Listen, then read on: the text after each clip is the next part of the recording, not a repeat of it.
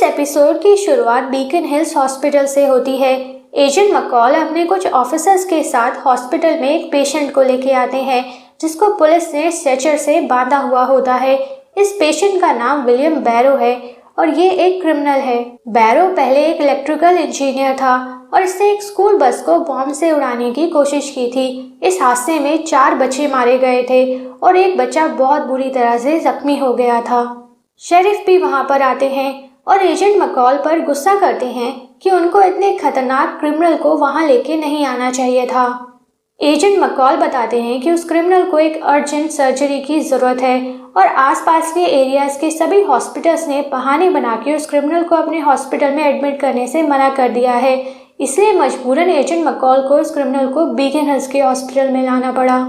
Agent McCall Melissa को warn करते हैं कि विलियम बैरो बहुत ही डेंजरस है, एक साइकोपैथ है, उसको अपने किए पर बिल्कुल भी कोई पछतावा नहीं है और उसने अपने पुलिस स्टेटमेंट्स में कहा है कि अगर वो जेल से छूटा तो दोबारा वही क्राइम करेगा जो उसने पहले किए थे।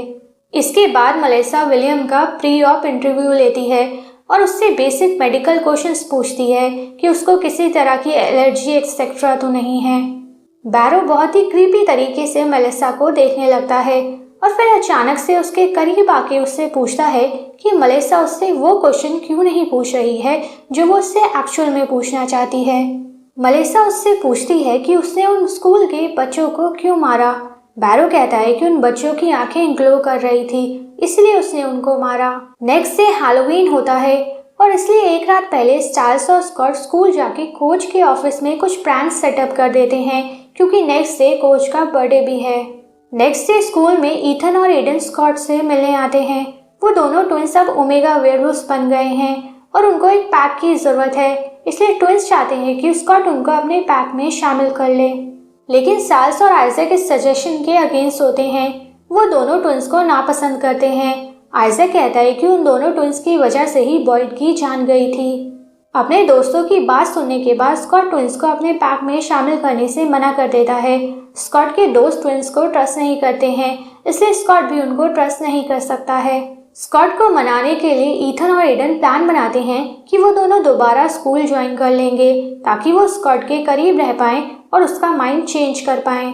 जब ईथन और एडन ड्यूकेलियन के पैक में थे तब उन्होंने कई दुश्मन बना लिए थे क्योंकि उस टाइम वो दोनों बहुत स्ट्रांग थे और अब जब वो दोनों ओमेगा वेयरवुल्व्स बन गए हैं तो उनके दुश्मन बदला लेने के लिए उन पर कभी भी अटैक कर सकते हैं।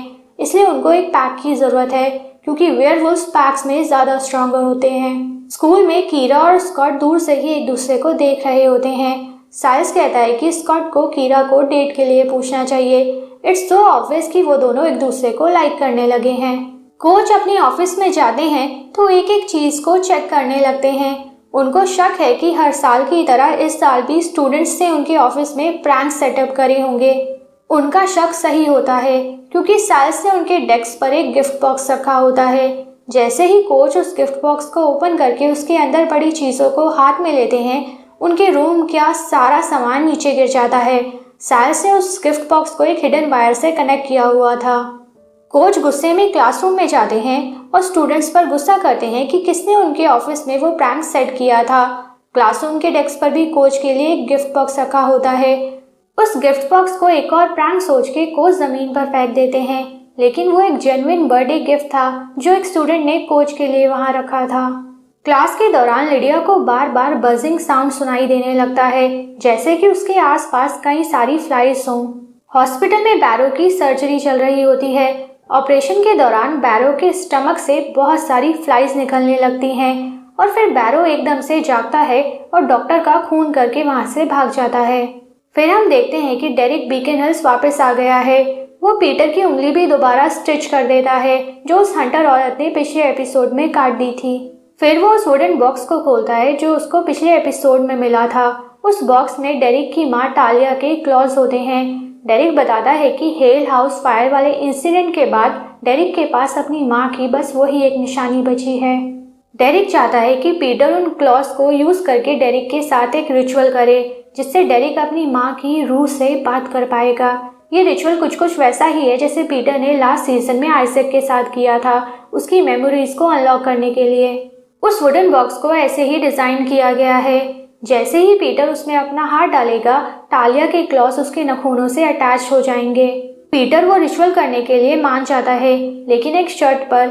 रिचुअल के बाद डेरिक तालिया के वो क्लॉज पीटर को दे देगा। पीटर को ऑब्वियसली वो क्लॉज अपने कुछ सीक्रेट पर्पस के लिए चाहिए, लेकिन वो डेरिक को ऐसे दिखाता है कि वो सेंटिमेंटल वैल्यूज की वजह से वो क्लॉज अपने पास रखना चाहता है, क्योंकि तालिया उसकी बहन थी। हॉस्पिटल में मेलिसा शेरिफ को बताती है कि बैरो ने कहा था कि उसने उन बच्चों को इसलिए मारा क्योंकि उनकी आंखें ग्लो कर रही थी। मेलिसा को डर है कि कहीं बैरो का नेक्स्ट टारगेट स्कॉट या आइजैक ना हो, क्योंकि वो दोनों वेयरवुल्फ्स हैं और वेयरवुल्फ्स की ही आंखें ग्लो करती हैं। तभी एजेंट मकॉल वहां आते हैं और शेरिफ को बताते हैं कि जिस एम्बुलेंस में बैरो भागा था वो स्कूल के पास मिली है। फिर हम देखते हैं कि बैरो स्कूल में ही छुपा है। वो एक स्टेपल गन से अपने वुंड्स को स्टेपल करके क्लोज कर देता है। शेरिफ और एजेंट मकॉल कुछ पुलिस ऑफिसर्स के साथ स्कूल आ जाते हैं और स्कूल को 3 बजे तक के लिए सील कर देते हैं। ना कोई अंदर आ सकता है और ना कोई बाहर जा सकता है। साइल्स को अपने डैड से बैरो के बारे में जो भी इंफॉर्मेशन पता चलती है वो अपने दोस्तों को बताता है। ये बातें सुन के कि बैरो के स्टमक से फ्लाइज निकली हैं, लिडिया शॉक हो जाती है। वो कहती है कि सुबह से उसको भी फ्लाइज के बस करने की आवाज़ें सुनाई दे रही हैं। उन सबको लगता है कि बैरो के केस में ज़रूर कोई सुपरनैचुरल एलिमेंट है, इसलिए वो लोग चौकन्ने हो जाते हैं। एलिसन चुपके से स्कूल से बाहर निकल जाती है ताकि वो अपने घर जाके बीस्टियरी पढ़ सके, वही आर्जेंट बुक जिसमें सभी सुपरनैचुरल क्रिएचर्स के बारे में इंफॉर्मेशन है। मे बी उस बुक से उनको इस केस के बारे में कुछ इन्फॉर्मेशन पता चल पाए। इसके बाद साइल्स और लिडिया स्कॉट के पास जाते हैं और उसको बैरो के बारे में बताते हैं। लिडिया कहती है कि उसको वो बजिंग साउंड और भी जोर से सुनाई दे रहा है, जरूर कुछ बुरा होने वाला है। पुलिस को इन्फॉर्मेशन मिलती है कि बैरो को एक दूसरी जगह देखा गया है, इसलिए शेरिफ और बाकी के ऑफिसर्स वहां से जाने लगते हैं। साइल्स अपने डैड को कन्विंस करने की कोशिश करता है कि बैरो अभी भी स्कूल में ही है। वो शेरिफ को बताता है कि लिडिया एक बैंशी है और जब भी कुछ बुरा होने वाला होता है तो लिडिया उसको पहले से ही सेंस कर लेती है, स्पेशली अगर किसी की मौत होने वाली हो। बैरो जरूर अभी भी स्कूल में ही है और लिडिया इस बात को सेंस कर सकती है। शेरिफ कहते हैं कि किसी ने बैरो को दूसरी जगह देखा है, इसलिए शेरिफ को वहां जाना होगा। और वैसे भी पुलिस ऑलरेडी पूरी स्कूल प्रॉपर्टी को सर्च कर चुकी है और अगर बैरो वहां होता तो उनको अब तक मिल जाता। अब क्योंकि पुलिस स्कूल से चली गई है तो बैरो को पकड़ने के लिए स्कॉट और उसके दोस्त एक प्लान बनाते हैं। मेलिसा उनको बैरो के कुछ पर्सनल आइटम्स लाके देती है। प्लान ये है कि वो लोग बैरो की सेंट को सूंघ के उसको ट्रैक करने की कोशिश करेंगे। मेलिसा उनको केयरफुल रहने को कहती है क्योंकि बैरो बहुत ही खतरनाक है। इसके बाद साइल्स और लिडिया बैरो को ऊपर वाले फ्लोर्स पर ढूंढते हैं और आइजैक, एडन, ईथन और स्कॉट बेसमेंट में बैरो की तलाश करते हैं। साइल्स लिडिया को बताता है कि स्कॉट और आइजैक बेसमेंट का एक हिस्सा सर्च करेंगे और एडन और ईथन दूसरा हिस्सा, और फिर वो चारों बॉयलर रूम में मिलेंगे। तभी साइल्स को रियलाइज होता है कि सारे वेयरवुल्व्स एक ही जगह हैं। बैरो एक इंजीनियर है और वो बड़ी आसानी से बॉयलर रूम को उड़ा सकता है और उसका टारगेट भी वेयरवुल्व्स ही हैं। अपने दोस्तों की जान बचाने के लिए साइल्स फायर अलार्म बजा देता है ताकि सब लोग स्कूल से बाहर आ जाएं। उसका प्लान काम करता है और उसके सारे फ्रेंड्स स्कूल से बाहर आ जाते हैं, लेकिन कोच साइल्स को फायर अलार्म बजाते देख लेते हैं और ऐसे बेवजह फायर अलार्म बजाने के लिए उसको डिटेंशन मिल जाती है। फिर 3 बज जाते हैं और स्कूल पर लगा लॉकडाउन खत्म हो जाता है। स्कॉट और उसके दोस्तों को लगता है कि मुसीबत अब टल गई है, लेकिन लिडिया अनश्योर होती है। कीरा अभी भी स्कूल लाइब्रेरी में होती है। उसने कानों में हेडफोन्स लगाए थे, जिस वजह से उसको फायर अलार्म सुनाई ही नहीं दिया। कोच वहां आते हैं और उसको हेडफोन्स हटाने को कहते हैं। इसके बाद वो दोनों भी स्कूल से बाहर चले जाते हैं, लेकिन तभी हम देखते हैं कि बैरो लाइब्रेरी में ही छुपा था और चुपके से कीरा पर नजर रखे हुए था। जब कीरा अपने घर जाती है तो उसको एक सरप्राइज मिलता है। उसके डैड ने स्कॉट को डिनर पर इनवाइट किया है as a thank you gesture, क्योंकि स्कॉट ने पिछले हफ्ते स्कूल में कीरा की कायोटी से जान बचाई थी। स्कॉट कीरा और उसकी फैमिली के साथ डिनर करता है और कीरा की मॉम से भी मिलता है। कीरा के डैड बताते हैं कि उनकी वाइफ एक यूनिक लीनिएज से बिलोंग करती है और अपनी फैमिली की लास्ट सर्वाइविंग मेंबर है, इसलिए कीरा के डैड ने अपनी वाइफ का सरनेम अडॉप्ट कर लिया था। कीरा की मॉम के बीकन हिल्स से बहुत पुराने कनेक्शन हैं। कई जनरेशन पहले कीरा की मॉम की फैमिली बीकन हिल्स में ही रहती थी।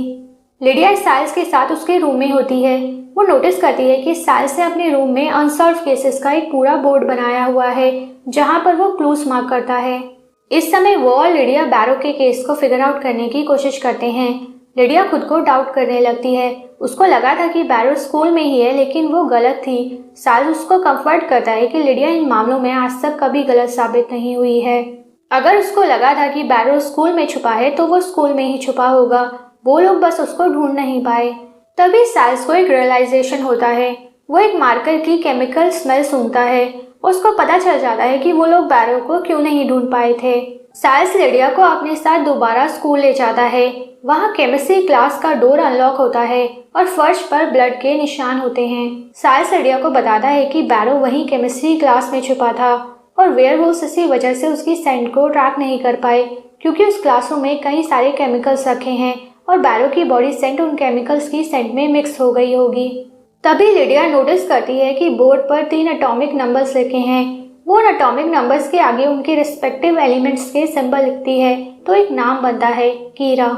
उनको लगता है कि बैरो का नेक्स्ट टारगेट शायद कीरा है और मे बी बैरो अकेला काम नहीं कर रहा है, कोई और भी उसके साथ मिला हुआ है, जिसने बैरो के लिए केमिस्ट्री क्लास का दरवाज़ा अनलॉक किया और फिर बैरो को उसका नेक्स्ट टारगेट बताने के लिए बोर्ड पर वो एटॉमिक नंबर्स लिखे। कीरा और स्कॉट अभी भी कीरा के घर पर होते हैं और एक दूसरे की कंपनी एंजॉय कर रहे होते हैं। डेरिक के अपार्टमेंट में पीटर वो रिचुअल परफॉर्म करता है। उस रिचुअल के दौरान उसको एक विजन दिखता है जिसमें वो अपने अपार्टमेंट के ड्रीम वर्जन में होता है। उसके अपार्टमेंट के बीचों बीच नेमेटॉन होता है। तभी उसकी माँ टालिया अपनी वूल फॉर्म में वहाँ आती है और नेमेटॉन के ऊपर बैठ जाती है। जब डेरिक अपने सपने से बाहर आता है तो पीटर उससे पूछता है कि क्या वो रिचुअल काम किया, क्या उसकी टालिया से बात हुई, लेकिन डेरिक बहुत डरा हुआ और कंफ्यूज होता है और कुछ रिप्लाई नहीं कर पाता। एलिसन अपने घर पर वो बीस्टियरी पढ़ रही होती है। आइजैक भी उसकी हेल्प करने वहाँ आ जाता है। उस बुक के एक पेज पर एक जापानीज डेविल मास्क की ड्राइंग होती है जिसको देख के वो दोनों डर जाते हैं। कीरा के घर के बाहर वो स्कॉट को गुड बाय बोल रही होती है। तभी बैरो अचानक से वहाँ आता है और स्कॉट के सर पर एक मेटल पाइप से वार करता है, जिस वजह से स्कॉट बेहोश हो जाता है। जब उसको होश आता है तो वो देखता है कि साइल्स और लिडिया भी वहाँ पर आ गए हैं और बैरो ने कीरा को किडनैप कर लिया है। इसके बाद वो लोग एलिसन और आइजैक को फोन करते हैं। मे बी उनको बीस्टियरी से कुछ पता चला हो। एलिसन बताती है कि उस बीस्टियरी में फ्लाइज को लेके बस ये रेफरेंस है कि फ्लाइज को मरे हुए लोगों तक मैसेज पहुंचाने के लिए यूज किया जाता है।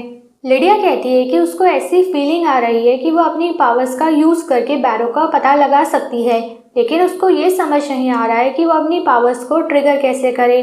इस वजह से लिडिया को फ्रस्ट्रेशन हो रही है और चीखने का मन कर रहा है। साइल्स सजेस्ट करता है कि तो मे बी लिडिया को यही करना चाहिए, जोर से चीखना चाहिए, क्योंकि ये भी उसकी पावर्स का एक पार्ट है। साइल्स के कहने पर लिडिया जोर से चीखती है, जिसके बाद उसको रियलाइज होता है कि जो सुबह से उसको आवाज़ सुनाई दे रही थी वो बीज का साउंड नहीं बल्कि इलेक्ट्रिसिटी का साउंड था। इस बात से उनको क्लू मिलता है कि क्योंकि बैरो एक इलेक्ट्रिकल इंजीनियर है तो वो ज़रूर कीरा को लेके पावर सबस्टेशन गया होगा। उनका अंदाज़ा सही होता है क्योंकि बैरो और कीरा वहीं होते हैं। बैरो ने कीरा को एक फेंस से बांधा होता है और खुद कीरा के फ़ोन से कीरा की पिक्स क्लिक कर रहा होता है।